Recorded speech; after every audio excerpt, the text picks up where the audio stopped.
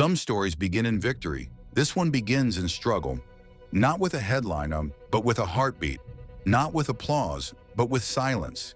This is the story of Chris Nikic, a young man from Florida, born into a world that didn't expect much from him. And yet, he would go on to do something no one like him had ever done before. Chris was born with Down syndrome, a genetic condition caused by the presence of an extra chromosome. For most people, that diagnosis comes with a quiet understanding. Things will be slower, harder, more complicated. Doctors warned his parents, Nick and Patty, to prepare for a life of limitation. He might never live independently, never speak clearly, never learn like the others, never keep up. But from the very beginning, Chris's story refused to follow the usual script.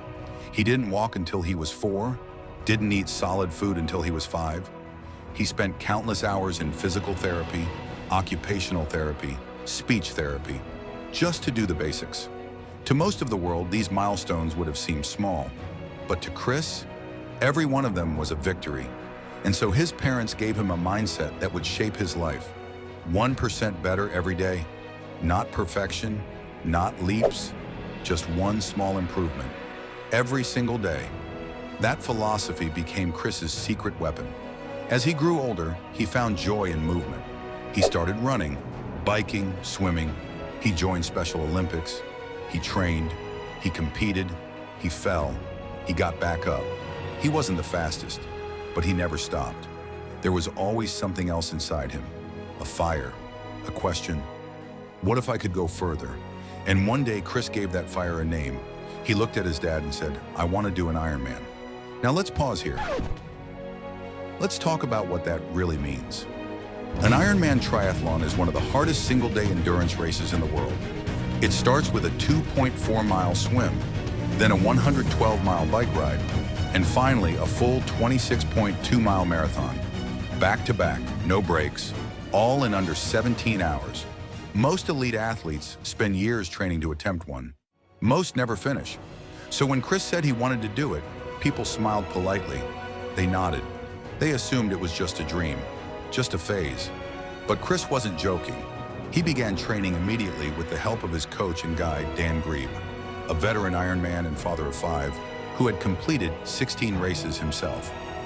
Dan didn't treat Chris like someone fragile. He treated him like an athlete, because that's what Chris was becoming. The training was brutal. Up at 5 a.m., swimming laps, bike rides that lasted for hours in the Florida heat, sore muscles, blisters, meltdowns. There were days Chris didn't want to move, days he cried, days he fell.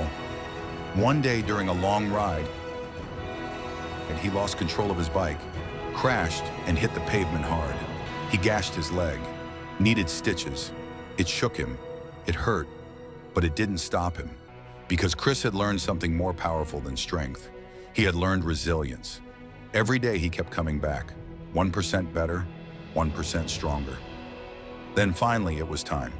November 7th, 2020, Panama City Beach, Florida. The morning was cool. The waves were restless. Over 2,000 athletes stood at the starting line, and among them was Chris. Wearing number 296, he stood beside his guide, Dan, shaking with adrenaline. This wasn't a Special Olympics meet. This wasn't a protected space. This was the real thing, the full Ironman. At 5:51 a.m., the starting horn blasted, and Chris ran into the ocean. The water was rough, cold. He swallowed mouthfuls of salt. People swam past him, fast, but he stayed steady, stroke by stroke. It took him nearly 2 hours, but he emerged from the water and he smiled. Next came the bike, 112 miles, over bridges, highways, coastal winds. Somewhere near mile 90, Chris started to struggle. What's better? His legs burned, his neck ached. He nearly fell again. But every time he wanted to quit, he repeated the mantra that carried him this far. 1% better, just 1% more. By the time he reached the final leg, the marathon, Chris had already been racing for over 10 hours. Keep a deep breath and jump on. Now most people can't even run a 5K after a long day. Chris had to run a full marathon after already pushing his body to the edge. He started strong, then slower still. Night fell. The crowds thinned. Volunteers began to clean up. Chris was still on the course. With every step, pain rippled through his body. His feet were blistered. His legs barely moved. The finish line was still far away. He had 1 hour left, then 30 minutes, then 10th. No one knew if he would make it.